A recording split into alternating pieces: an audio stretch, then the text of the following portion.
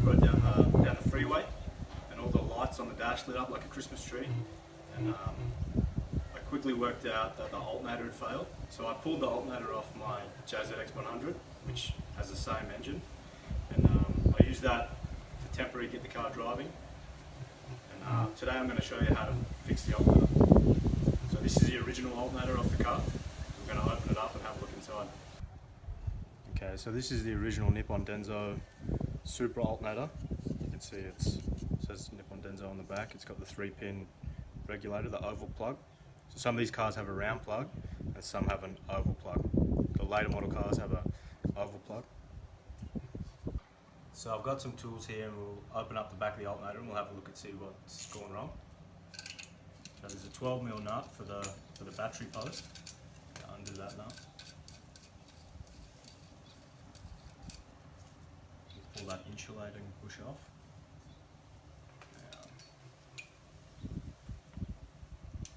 There's some 8mm nuts on the back here, 3 of them.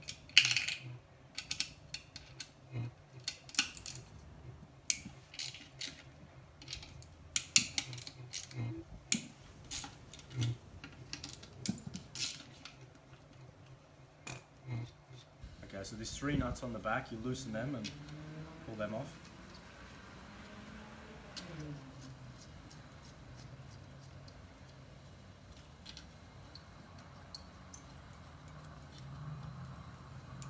It's a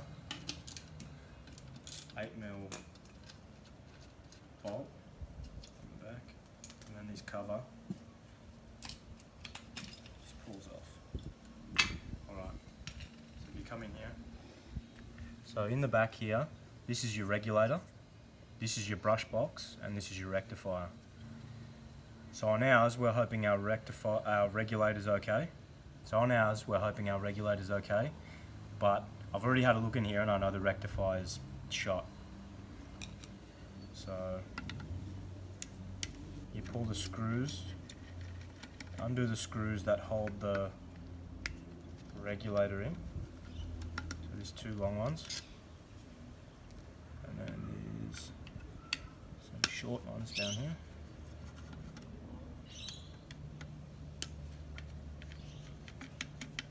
There's 5 in total. Once you've got those screws undone, the little ones,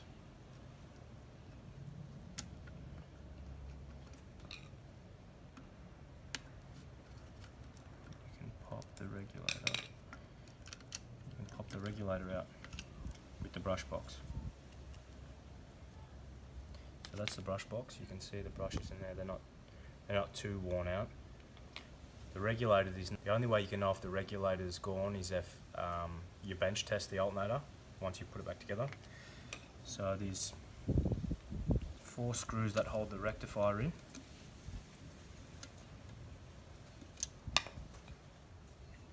So we'll undo those.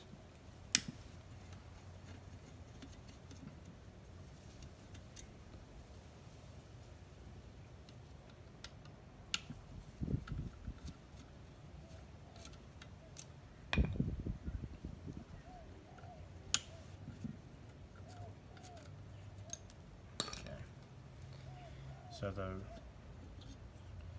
the rectifier just pops off. Now if you zoom in close, you can see the diodes have been really hot and they're cooked, and these diodes here have exploded. You can see that one there clearly, and you can see that one there.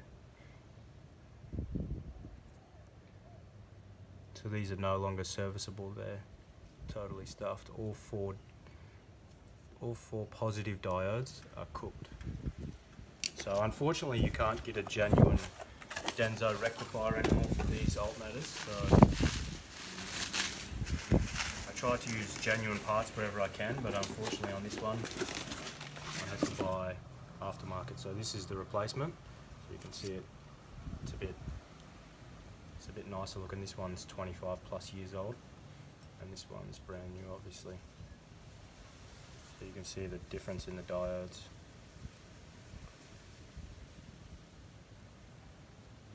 So what we'll do while we've got it apart, that's the slip ring. So to test the continuity between the slip rings, normally a good idea. Normally you'll have 3 or 4 ohms if you test either side of that slip ring with a multimeter. Okay, so while it's apart, it's a good idea to clean the slip ring.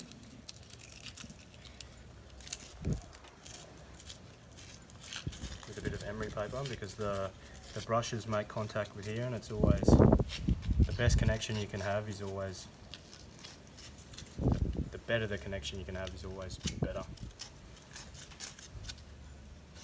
These ones are a little bit hard to clean up. Okay, you can see we've given the slip ring a bit of a clean up with the sandpaper, so it's a bit cleaner and it'll have a better connection with the brushes. So you want to make sure that none of these insulators have fallen out, because if they short out to ground, you're going to have a bad time. It's going to blow things up. So now we just start putting it back together. So that's the brand new rectifier, and that goes back on like that. Now if you're really keen, you can pull this whole thing apart and give it a clean up, give it a polish, give it a paint, whatever floats your boat. But on this one, I'm not going to really go to the effort today.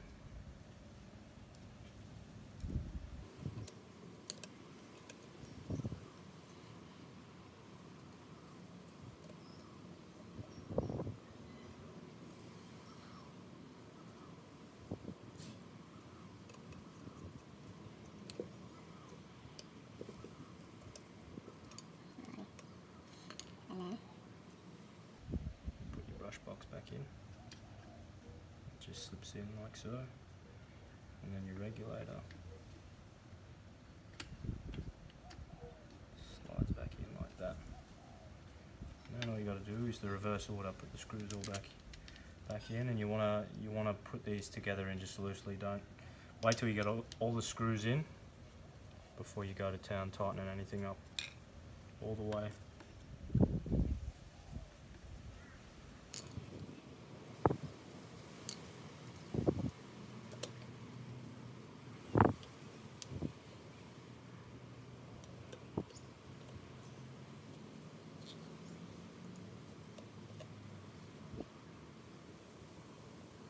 And then you can go over all the screws and tighten them down.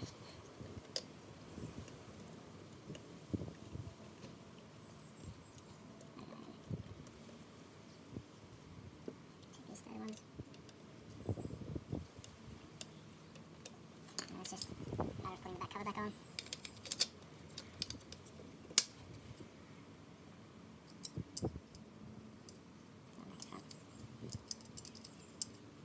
Little bolt goes in there. 3 knots go back on. You don't have to go super tight on any of this stuff, just nip up's fine.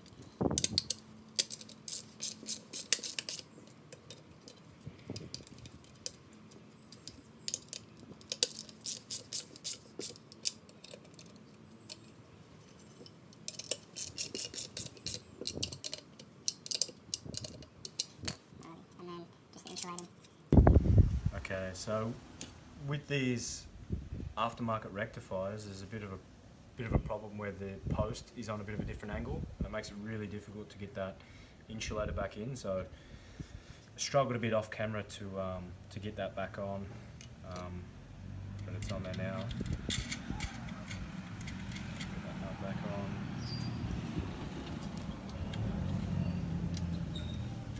Three nuts on here.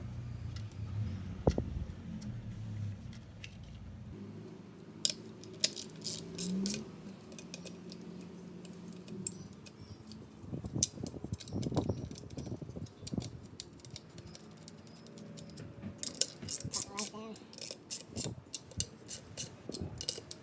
And then lastly, tighten that one down. Happy days, so you're all back together, and then it's just a matter of testing it and making sure it works on the car. Now if we chuck this back on the car and it doesn't charge still, after the blown rectifier, it may have taken out the regulator as well. So if we put it back on the car, unfortunately I don't have a test bench, so I can't test it before chucking it on the car. So the car is my test bench. So I'll chuck it back on the car, and if it doesn't charge on the car, then I'm going to have to pull it back off and put a regulator in it. But genuine Nippon DENSO regulators are about $180, so I'd rather reuse the original Nippon DENSO one than going an aftermarket regulator. So we'll see what happens when we put it back on the car. Okay, so first things first, when you're going to change an alternator, the first thing you want to do is disconnect the battery. So we're going to disconnect the negative terminal on the battery first. It's always safe, so nothing's grounded. So when you're dealing with the alternator, which is connected to quite a big battery cable, you won't short anything out and blow any fuses. Disconnect that first. Now, okay, so the alternator on these things is on the right hand side, just under the water pump. So to get to it properly, you've got to pull the air box out. So first things first, we'll remove the air box. Okay, so pull the air scoop off first. It's one M6 bolt holds that in.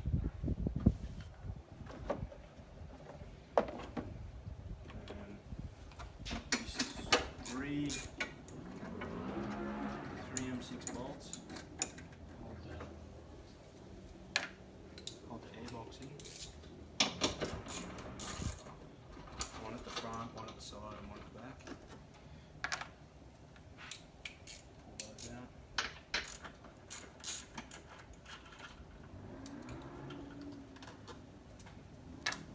And then you want to disconnect the distributor lead, ignition lead, just pops off.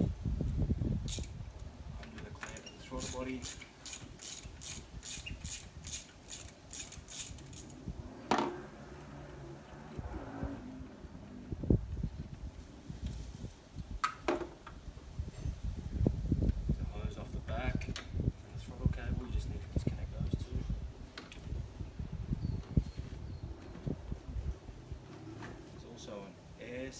Temp sensor on the side of the airbox, you just need to pop that out, and there's a vacuum hose on the side. Vacuum hose on the side of the intake pipe, just want to pull that out, put it to the side, so that's out. The whole air cleaner comes all the way out. So you can see that leaves a lot more room to get to the alternator. So disconnect the oval plug at the back. Out of the way, a little insulation cover with a 12mm nut.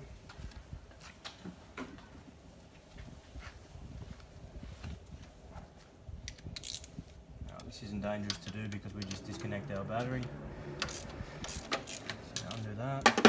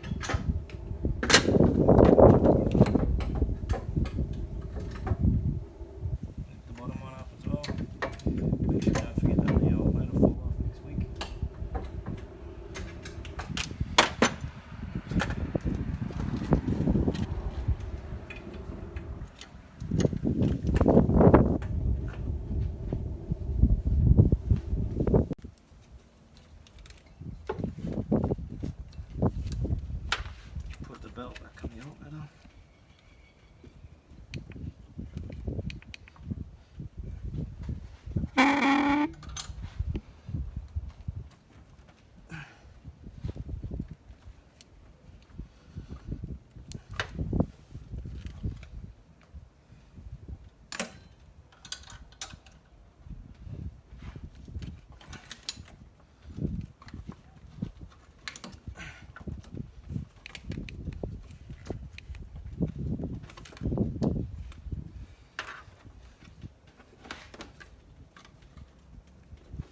Put the belt back on, and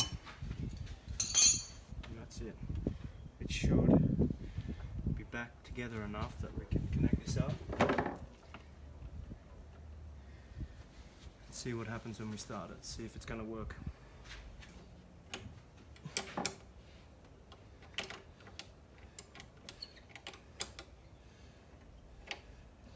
Plug the ignition lead back into the ignition coil so it'll start.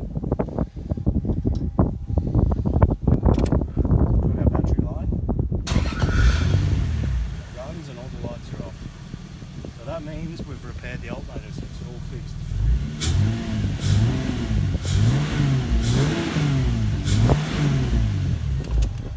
So that's how you fix it, your blown Supra alternator.